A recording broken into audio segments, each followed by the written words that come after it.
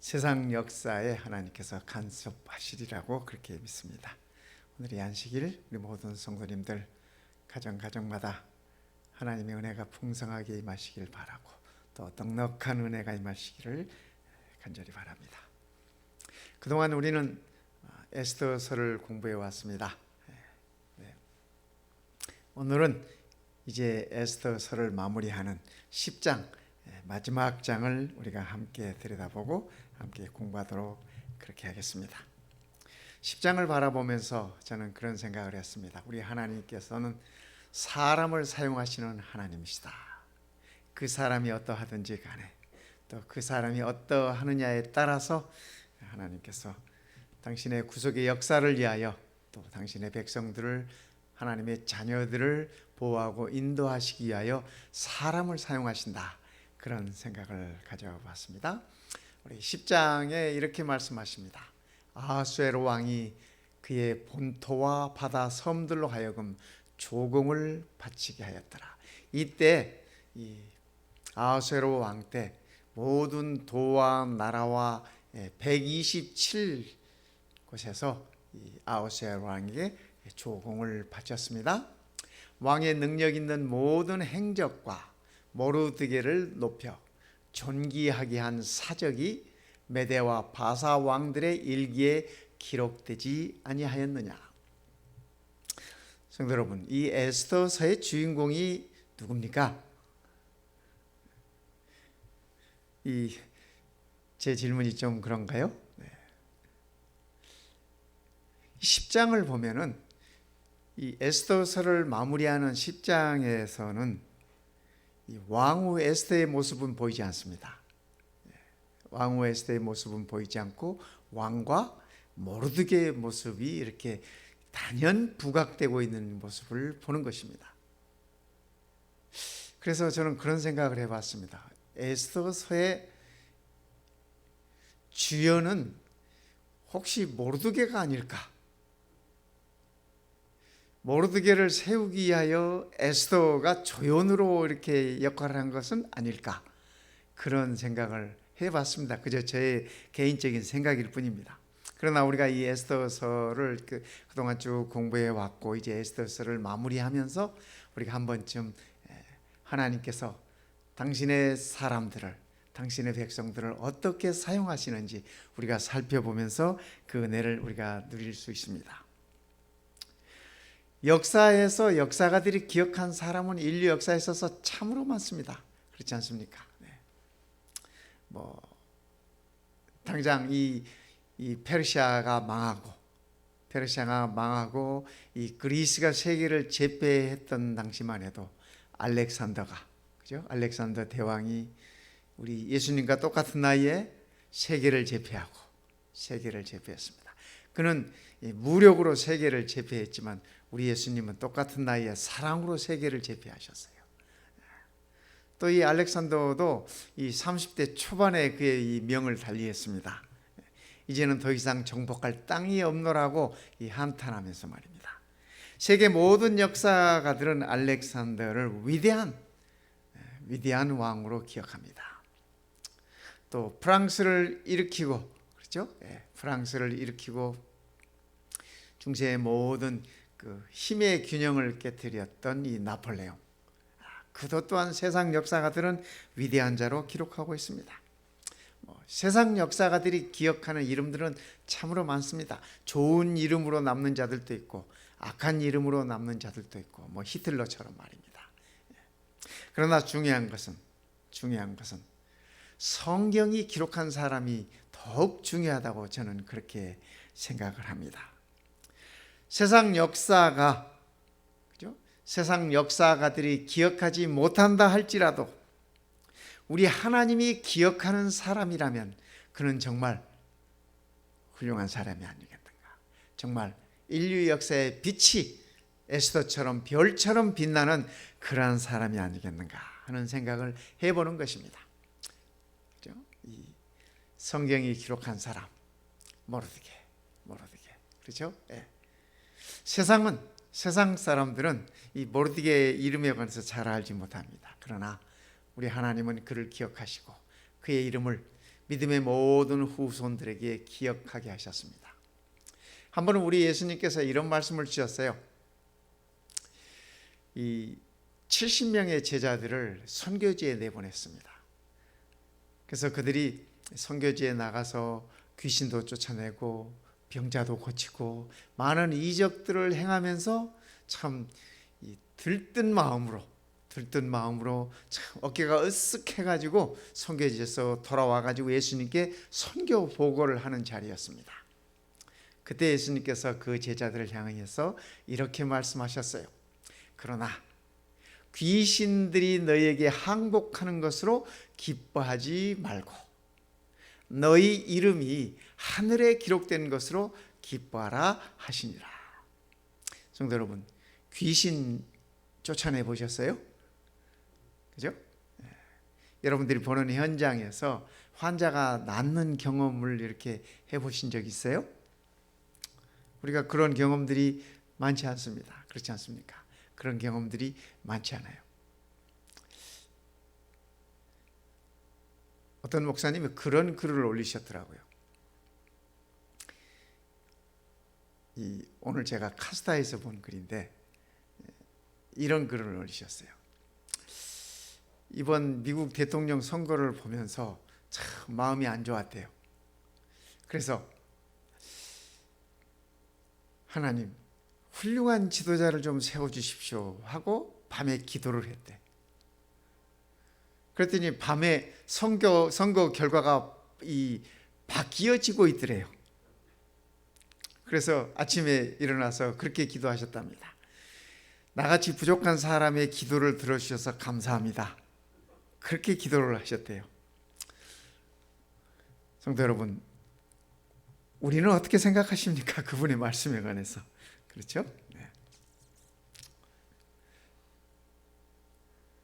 우리가 이 세상에서 귀신을 쫓아내고 귀신이 항복하더라도 그것으로 인해서 기뻐할 것이 아니라, 그렇죠?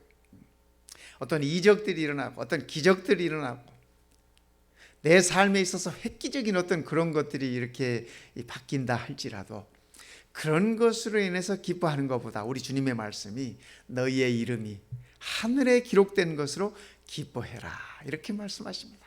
그러니까 오늘 우리의 이름이 하늘에 기록되어 있다고 하는 사실은 귀신이 항복하는 것보다 더 기쁜 사실이고 기적이 이루어지는 사실보다 더 기쁜 사실이라고 하는 사실을 우리가 기억하면 참으로 좋겠습니다. 하나님께서 우리를 기억하신다는 말씀이죠. 모르드게의 사적을 통해서 에스더서 10장에 나타난 모르드게의 사적을 통해서 우리가 세 가지 교훈을 배울 수 있습니다. 첫 번째는 하나님은 전혀 기대하지 않은 사람을 쓰실 수도 있다. 여러분, 모르드게가 어떤 사람이었습니까? 그렇죠? 우리가 이미 공부했습니다. 아하수에로 왕의 궁전의 문지기였습니다. 궁궐의 문을 지키는 사람이었습니다. 문지기였어요. 하지만 그는 자기 일에 충실한 사람이었고 자기 일에 성실한 사람이었습니다. 사람들 눈에 보기에는 그저 눈에 띄지 않는, 그죠? 보잘것없는 그런 사람일 수 있었습니다. 그러나 그가 지니고 있었던 그 믿음과 하나님 앞에서의 성실하고 신실한 그 모습 때문에 하나님께서 모르드게를 사용하시는 모습을 우리는 여기서 보는 것입니다. 그가 자기 일에 성실하게 일하면서 왕을 향한 역모가 있었다고 하는 사실도 알고 그 내시들을 왕후 에스더를 통하여서, 그죠? 그 정보를 알려줌으로 왕을 암살할 수 있는 그런 기회가 사라졌던 것입니다. 역모를 미리 이렇게 방지할 수 있었습니다. 그 당시 세계 역사라고 하는 것이 참 그 권력을 향한 암투들이 얼마나 많은 시대였습니까? 뭐 그 시대뿐만 아니라 이 페르시아 시대뿐만 아니라 그리스도, 로마도 세계 역사가 다 그런 역사였습니다. 근데 나중에 이 역사 가운데서 보면 아하수에 왕은 끝내는 이렇게 그 내시들에 의해서 암살당합니다. 그래서 이 끝내는 그가 이 내시들에 의해서 암살을 당하고 그의 아들 아닥사스다가 왕위에 오르는 그런 모습을 우리는 이 역사 가운데서 보는 것입니다. 아무튼 아무튼 모르드게는 보잘것없는 사람이었지만은 그가 자기 일에 충실하고 성실함으로 빛을 발할 수 있는 그런 사람이었습니다. 그런즉 너희가 먹든지 마시든지 무엇을 하든지 다 하나님의 영광을 위하여 하라. 그렇죠? 우리가 무엇을 하든지 궁전의 문지기를 하든, 그죠? 성전의 문지기를 하든 무엇을 하든지 하나님의 영광을 위해서 하라고 그렇게 말씀하시는 것입니다. 시편 78편에 보면은 하나님께서 다윗에 관하여 이렇게 적고 있습니다. 또 그의 종 다윗을 택하시되, 하나님께서 다윗을 택하셨어요. 그렇죠? 양의 우리에서 치하시며, 아시다시피 다윗이 목동이었지 않습니까? 이새의 막내 아들로서 그가 양을 치고 있었습니다. 근데 양을 치고 있을 그때 하나님께서 그를 선택하십니다. 양 우리 가운데 있는 그를 불러내셔서 전 양을 지키는 중에서, 어린 양을 지키는 중에서 그들을 이끌어내사 그의 백성인 야곱, 그의 소유인 이스라엘을 기르게 하셨더니, 그러니까 하나님께서 양치고 있는 다윗을 불러내셔서 다윗을 선택하셔서, 그 당시 다윗은 정말 별 볼 일 없는 사람이었습니다.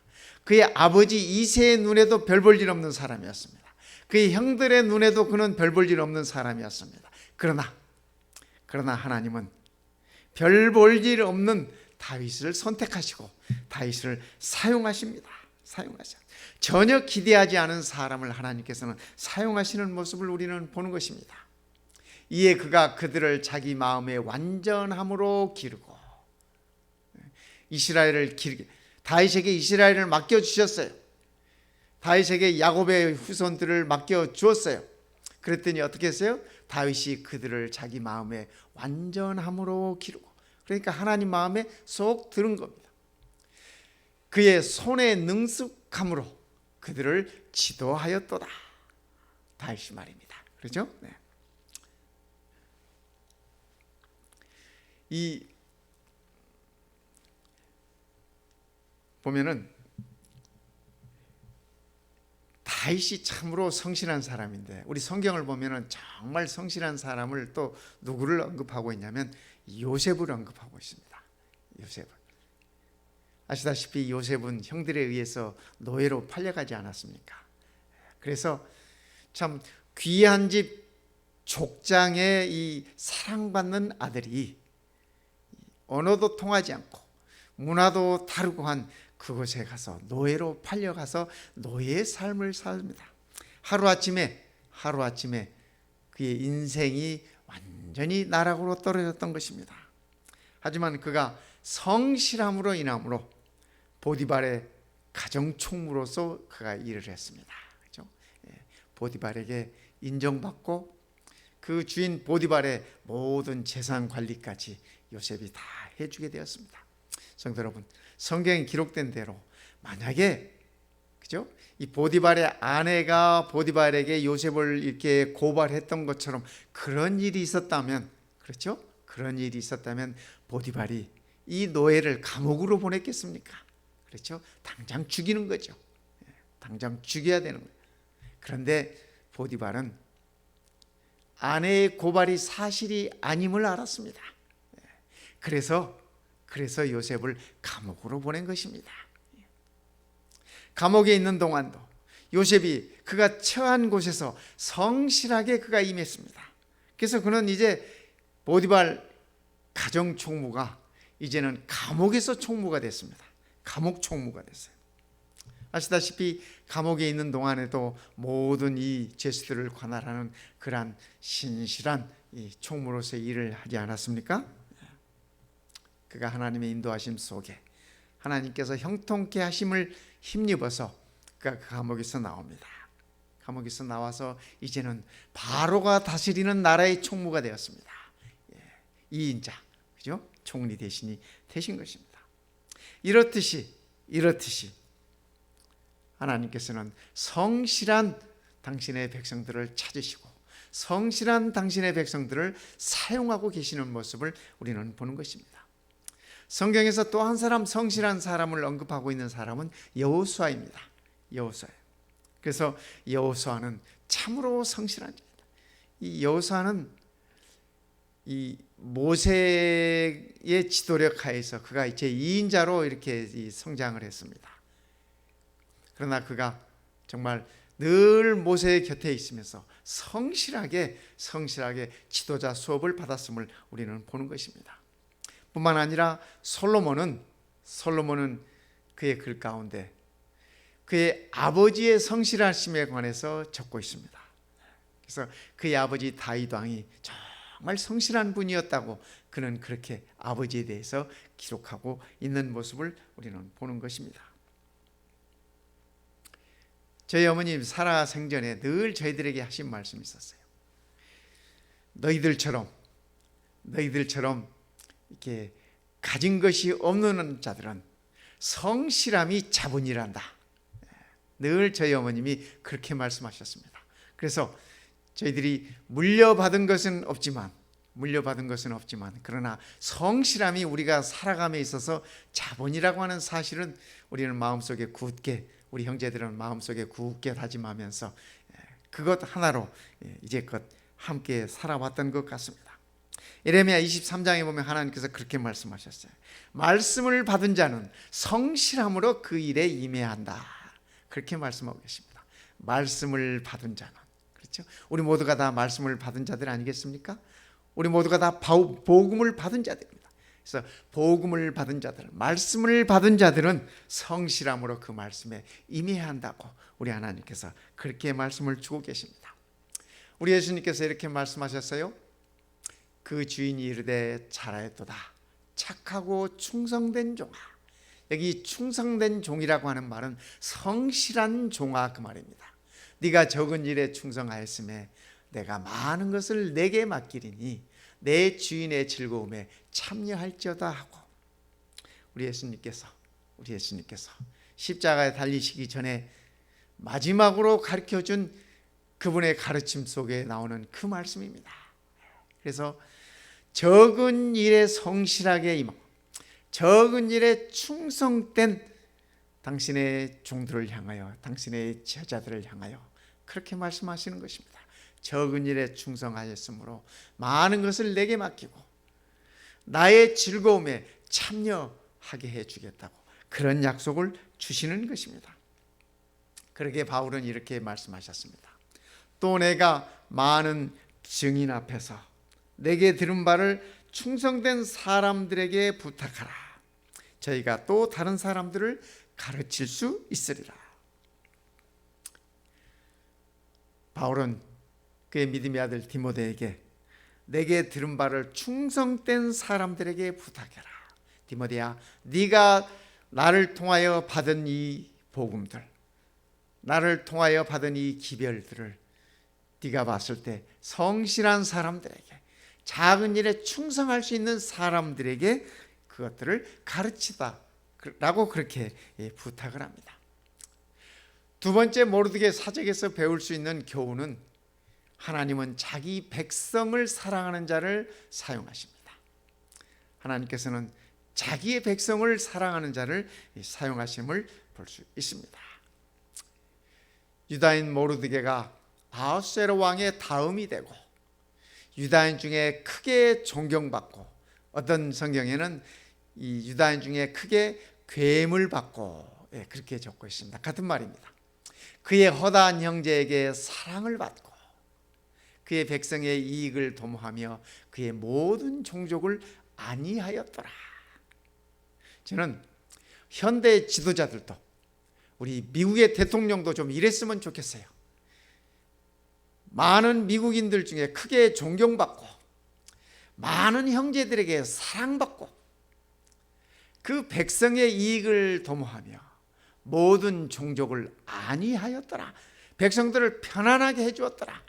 미국의 대통령도 이랬으면 좋겠고 우리 한국의 대통령도 이랬으면 좋겠고 우리 모든 종교 지도자들도 이랬으면 좋겠습니다. 모르드게처럼 말입니다. 그렇죠? 하나님은 자기 민족을 사랑하는 자를 불러서 사용하십니다. 선택하셔서 사용하십니다. 그래서 우리가 살고 있는 이 세상에도, 또 우리가 몸담고 있는 이 교회에도 이런 지도자들이 좀 있었으면 얼마나 좋을까 하는 그런 생각을 가져보는 것입니다. 우리 예수님은 자신을 가리켜서 이렇게 표현하셨습니다. 인자가 온 것은 섬김을 받으려 함이 아니라 도리어 섬기려 하고 자기 목숨을 많은 사람의 대속물로 주려 함이니라.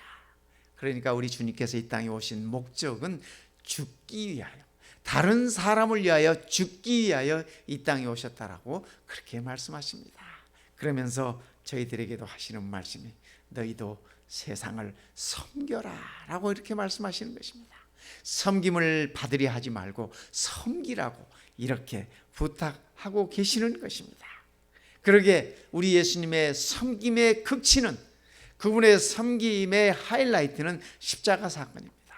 십자가 사건. 십자가에서 그분은 그분의 섬김을 완성하셨습니다. 네.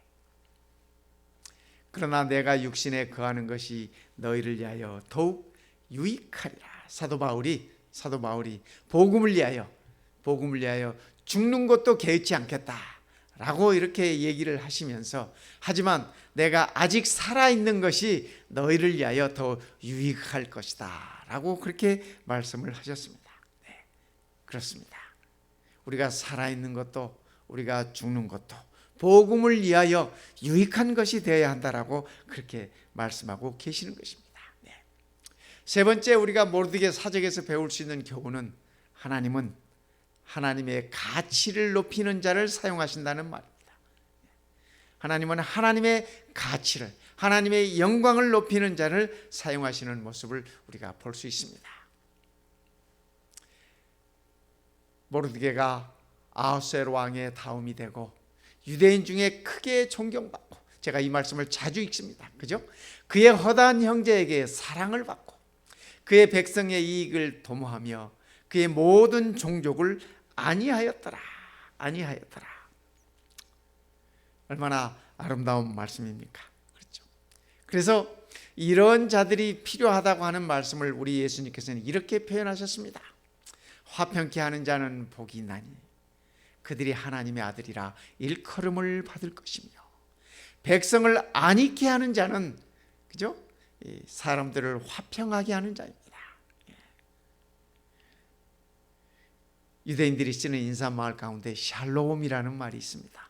샬롬, 평안하냐 그 말입니다. 샬롬. 우리 한국 사람들은 어떻게 인사해요? 안녕하십니까 이렇게 인사합니다. 안녕하십니까. 같은 말이에요. 샬롬이나 안녕이나 다 같은 말입니다. 그래서 모든 사람들은 안녕을 추구해요.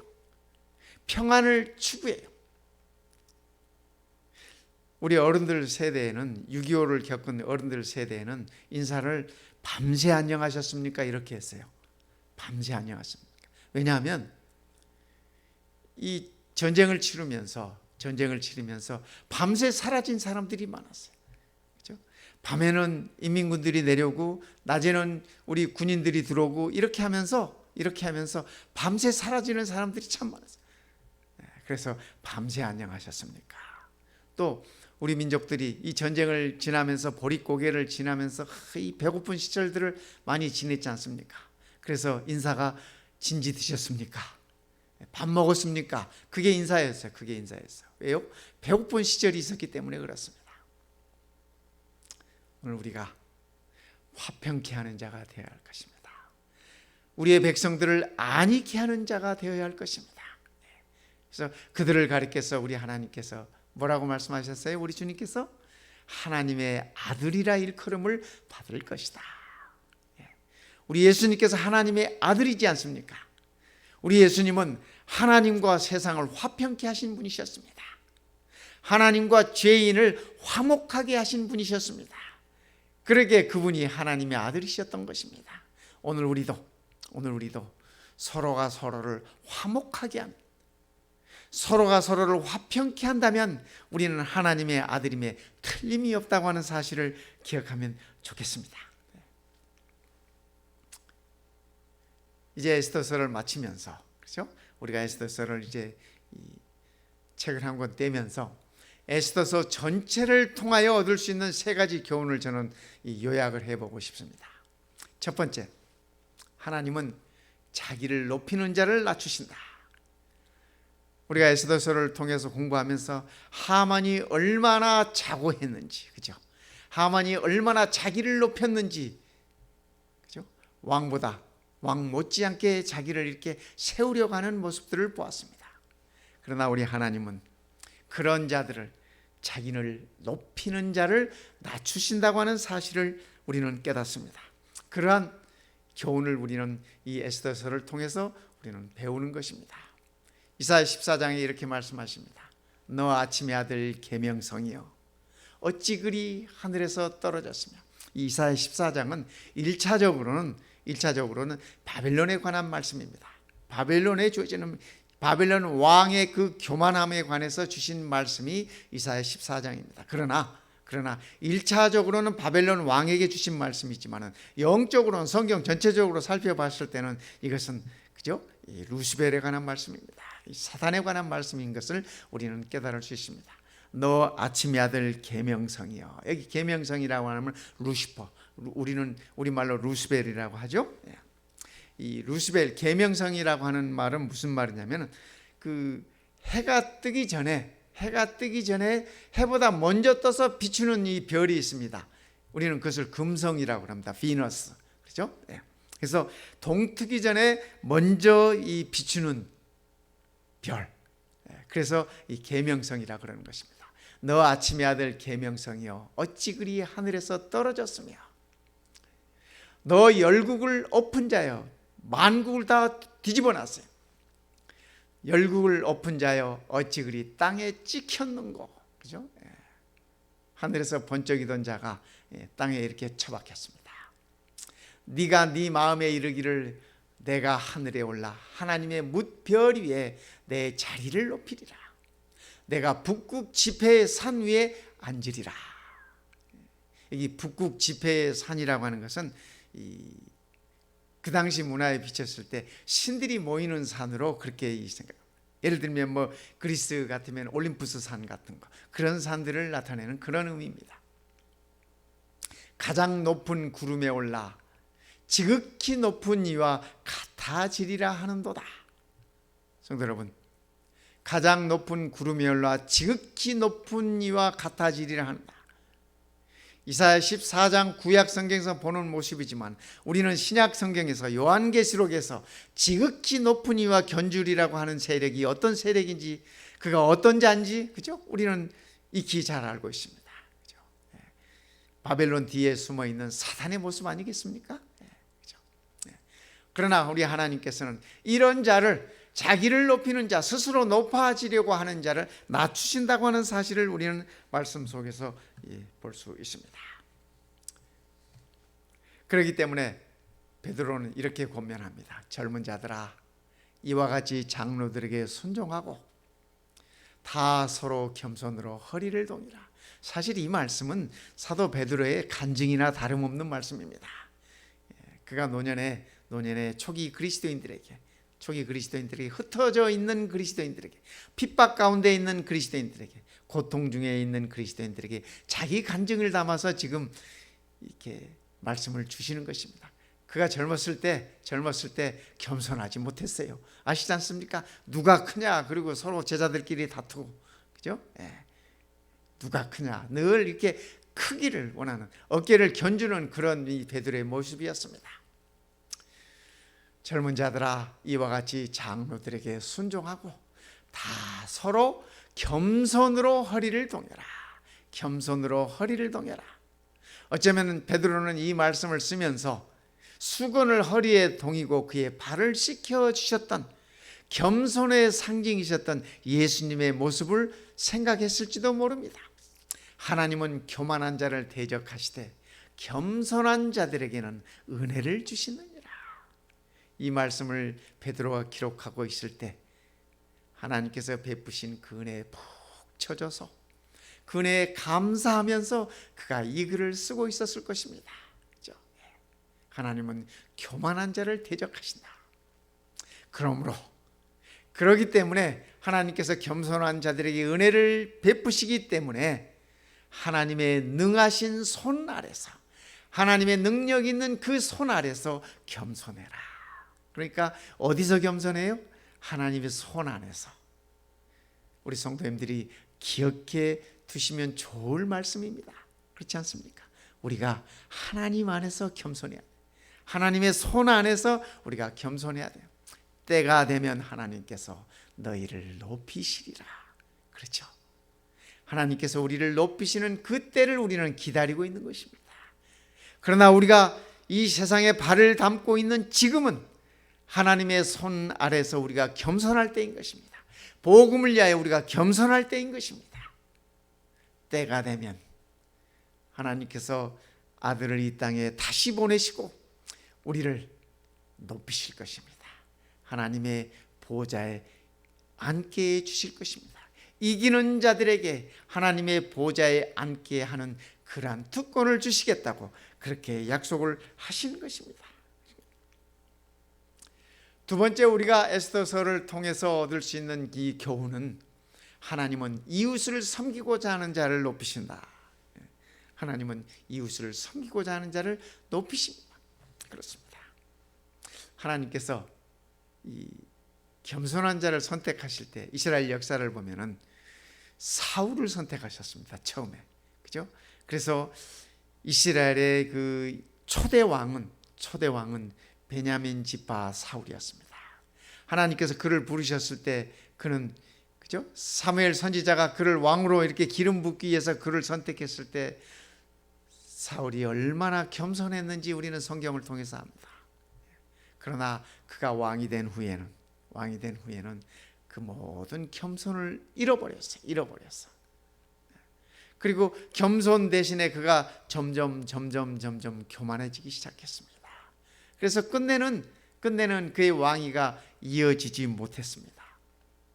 똑같이 겸손한 한 사람을 하나님께서 선택하셨습니다. 다윗입니다. 그런데 다윗은 하나님 앞에서 실수도 하기도 하고 잘못을 범하기도 하고 참 창피스러운 죄를 범하기도 하고 했지만은, 그러나 그럴 때마다 하나님 앞에서 그가 자기를 낮추고 그가 겸손해졌습니다. 그래서 하나님께서는 이 겸손한 다윗을 그의 왕국이 끊어지지 아니하리라고 그렇게 약속을 주셨던 것을 우리는 아는 것입니다. 너희 안에 이 마음을 품어라. 곧 그리스도 예수의 마음이니. 너희 안에 이 마음을 품으라. 곧 그리스도 예수의 마음이니. 그는 근본 하나님의 본체시나 하나님과 동등됨을 취할 것으로 여기지 아니하시고, 하나님이시지만은 하나님과 같음을 취하지 않으시고, 그죠? 오히려 자기를 비워 종의 형체를 가지사 사람들과 같이 되셨고, 사람의 모양으로 나타나사 자기를 낮추시고 죽기까지 복종하셨으니 곧 십자가에 죽으십니다. 그러니까 우리 예수님께서 겸손하게 되신 것은 사람들을 섬기기 위해서, 사람들을 구원하시기 위하여 십자가에 죽기까지 겸손하셨다고 그렇게 성경은 기록하고 있습니다.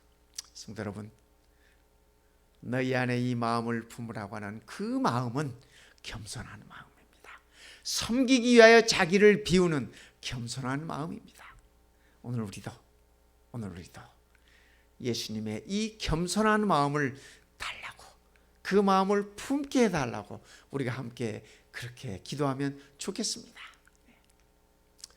세 번째, 하나님은 공동체 기도를 사용하십니다. 공동체의 기도. 우리가 에스더서를 통해서 아시지 않습니까? 유대인들이 핍박을 받으려 할 때, 고난 중에 있으려 할 때 모르드게는 기도했습니다. 또 에스더를 강권해서 네가 선택함을 받는, 네가 왕후로 세움을 받은 것이 이 때를 위함이 아니겠느냐라고 그를 이렇게 응원하고 성원하면서, 그렇죠? 성원하면서 그가 담대하게 왕 앞에 나아갈 수 있도록 그를 격려했습니다. 에스더는 그 일을 위하여 금식 기도를 요청했습니다. 본인도 금식 기도하고 그의 시녀들도 함께 금식하고 모르드게도 금식하고 온 유대인들이 함께 금식하는 가운데 하나님의 역사가 이루어질 수 있도록 그렇게 했던 것입니다. 마태복음 18장에 보면은 이런 말씀이 있습니다. 진실로 너희에게 이르노니 무엇이든지 너희가 땅에서 매면 하늘에서도 매일 것이요 무엇이든지 땅에서 풀면 하늘에서도 풀리리라. 진실로 다시 너희에게 이르노니 너희 중에 두 사람이 땅에서 합심하여 무엇이든지 구하면 하늘에 계신 내 아버지께서 그들을 위하여 이루게 하시리라. 이 마태복음 18장은 어떤 환경에서 주어진 말씀이냐면 여러분들이 18장을 펴서 읽어보시면 1절부터 보시면 아실 수 있어요. 제자들이 우리 중에 누가 크냐 하고 다투고 있었습니다. 우리 중에 누가 크냐 하면서 서로 어깨를 이렇게 견주고 있었습니다. 사실 도토리 기적인데, 그죠? 서로가 크다고, 서로가 잘났다고 싸우고 있는 이 제자들을 향해서 우리 예수님께서 주신 말씀이 바로 이 말씀입니다. 그러면서 이 어린아이 하나를 데려다가 너희가 이 어린아이처럼 겸손하지 않으면 너희가 아무런 소용이 없다라고 일러주시고, 그렇죠? 겸손과는 정반대 제자들의 모습 아니었습니까? 그렇죠? 그래서 예수님께서 아이를 하나 데려다가 너희들이 이 아이처럼 되지 않으면, 이 아이처럼 겸손하지 않으면 너희들이 천국에 갈 수 없다라고 하는 그런 말씀을 주시면서 오늘 이 말씀을 주셨습니다. 그래서 서로 다투지 말고 서로 힘겨루지 말고 누가 크냐라고 이렇게 아웅다웅하지 말고, 그죠? 서로 합심하여 기도하라고 예수님께서 그렇게 말씀하신 것입니다. 너희 중에 두 사람이, 그죠? 여기 두 사람은 서로 다투던 사람들이, 여기 두 사람은 서로 누가 크냐라고 이렇게 힘겨루게 하던 사람들이. 그런데 우리 예수님께서 그렇게 하지 말고 너희 두 사람이 땅에서 합심하여 무엇이든지 구하면, 성도 여러분, 오늘 우리도 합심하여 서로 기도하십시다. 그러면 하늘에 계신 내 아버지께서 합심하여 기도드리는 그들을 위하여 이루게 하시리라 라고 이렇게 약속을 주셨습니다. 얼마나 아름다운 말씀입니까? 두세 사람이 내 이름으로 모인 것에는 나도 그들 중에 있느니라. 그러니까 이 두세 사람이 예수님의 이름으로 모이는 것이에요. 두세 사람이 서로 이렇게 힘겨루기 위하여 모인 것이 아니라, 그죠? 예수님의 이름으로 겸손한 마음으로 합심하여 모이는 것을 얘기하고 있습니다. 저는 역대하 7장에 있는 이 말씀을 우리 성도님들에게 꼭 나누어 드리고 싶습니다. 이 말씀은 아주 특별한 말씀입니다. 이 특별한 말씀이에요. 내 이름으로 일컫는 내 백성이 그 악한 길에서 떠나 스스로 겸비하고 겸손케 하고 기도하여 내 얼굴을 구하면 내가 하늘에서 듣고 그 죄를 사하고 그 땅을 고칠지라. 우리 마운틴 뷰교회 성도님들이 하나님의 성전을 이렇게 예쁘게 단장하지 않았습니까? 오늘 제 얼굴이 더 빛이 나지 않습니까, 성도 여러분? 그죠? 뭐 제가 제 얼굴을 볼 수는 없습니다만은 아마 이렇게 TV로 보시면, 그죠? 제 얼굴이 지난주보다 훨씬 더 빛이 날 것입니다. 그러니까 우리 교회가 이렇게 예쁘게 단장하고 나니까 이렇게 좋은 환경 속에서 좋은 모습 속에서 이렇게 우리가 함께 예배를 드릴 수 있는 것입니다. 그런데요, 이 역대하 7장은 솔로몬이 하나님의 성전을 완공하고 낙성식을 가졌습니다. 낙성식을 하면서 하나님께 감사의 이렇게 제사를 드리면서 소를 22,000마리를 잡았어요. 여러분, 소 22,000마리면 어느 정도 되나요? 제가 이 LA 왔다 갔다 하면서 그 5번 선상에 이쪽에 왼쪽으로 보면은 그 많은 소들이 이렇게 모여 있더라고요. 그게 도살장으로 가기 전에 이 모여 있는 곳이라 그러대요. 네. 그 정도면 2만 마리가 되는지 제가 모르겠어요. 근데 2만 2천 마리면은, 그죠? 소를 2만 2천 마리를 잡고 솔로몬 왕이 양은 12만 마리를 잡아요. 12만 마리를. 네. 이 역사에 기록되어 있는 내용에 그렇게 성대하게 하나님께 영광을 드리면서 낙성식을 잘 마쳤습니다. 일주일 동안 축제를 하면서 잘 마쳤어요. 그랬더니 일주일이 지난 그 밤에 하나님께서 솔로몬에게 나타나셨어요. 솔로몬에게 나타나셔서 그때 주신 말씀이 이 말씀입니다. 그때 주신 말씀이 이 말씀. 내 이름으로 일컫는 내 백성이 그들의 악한 길에서 떠나 스스로 겸손케 하고 기도하면서 내 얼굴을, 하나님의 얼굴을 구하면 내가 하늘에서 듣고 그 죄를 사하고 그 땅을 고칠 것이다. 그리고 이 성전에 내가 늘 항상 함께 있을 것이다. 내가 모세에게 주었던 모든 그 율례와 규례를 지키고 순종하면은 내 대대로 내 왕국이 이어질 것이다.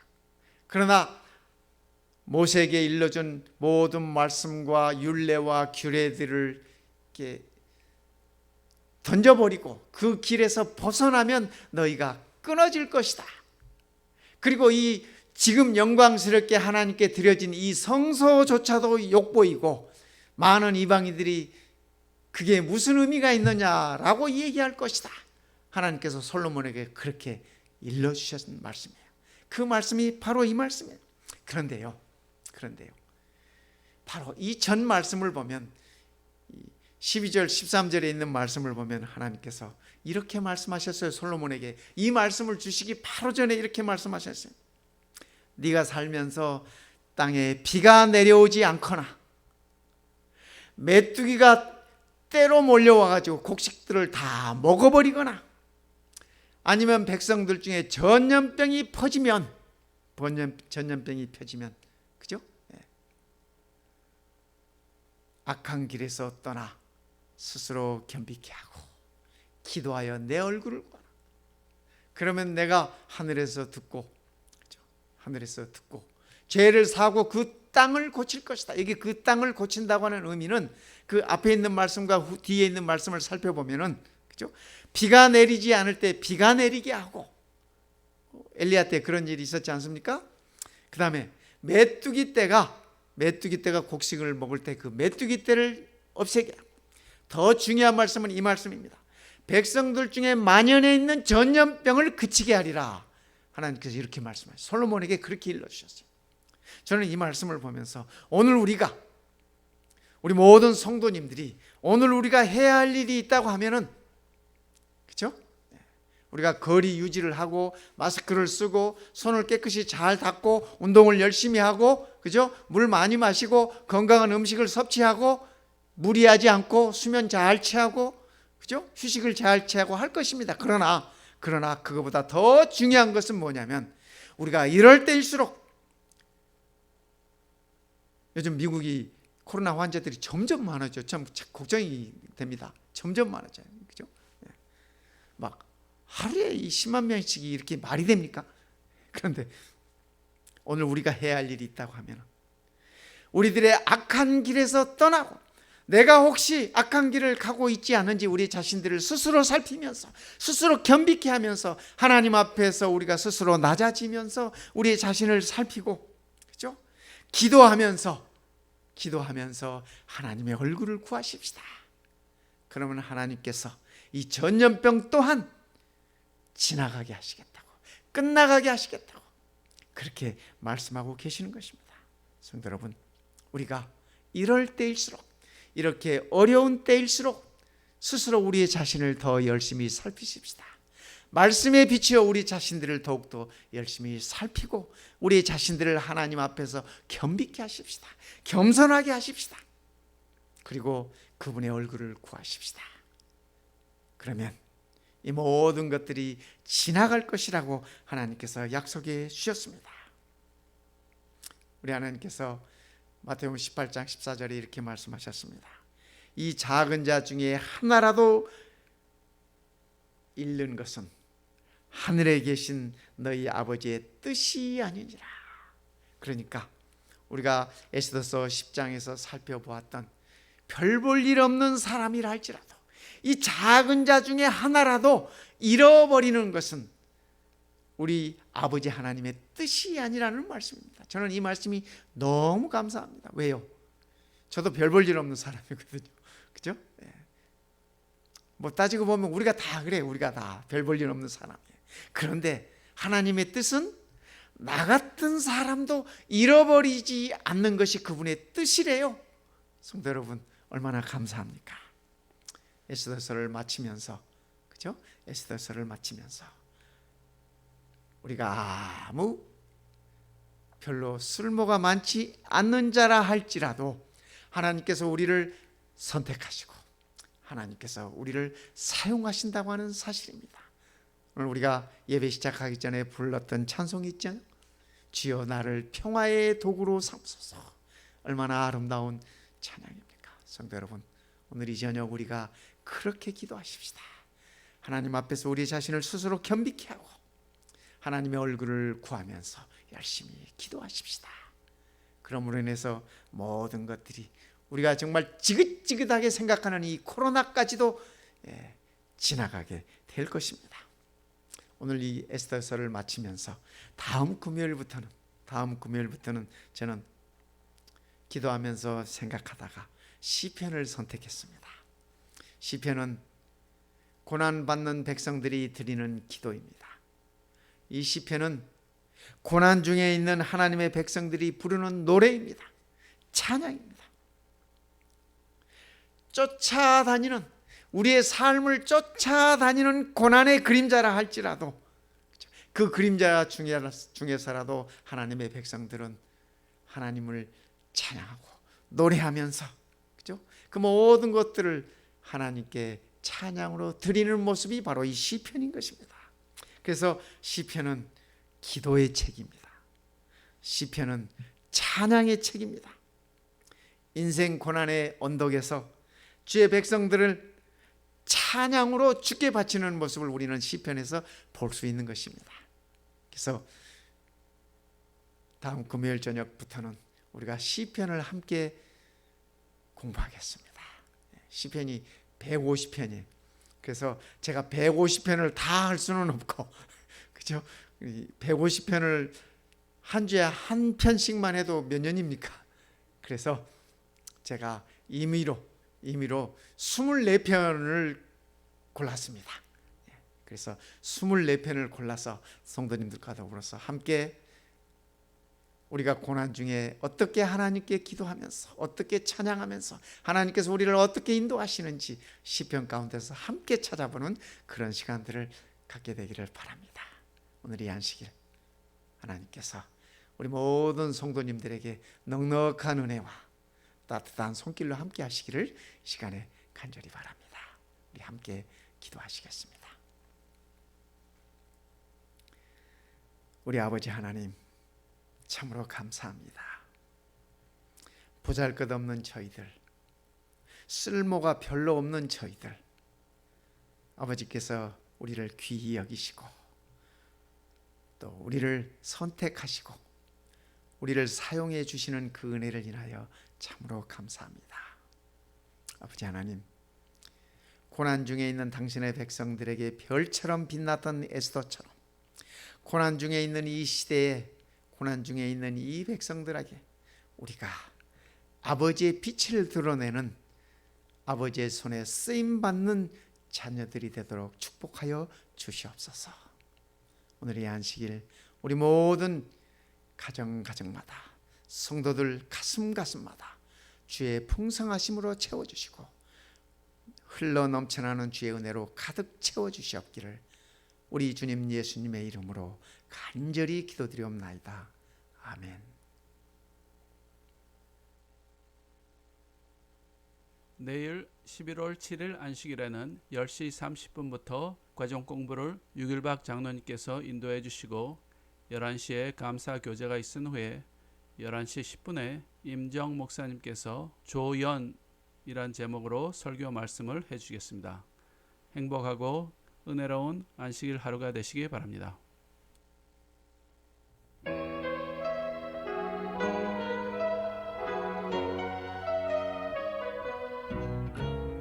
우주날 때 행복인데 그 사랑 안에 거함으로 내 맘이 참변하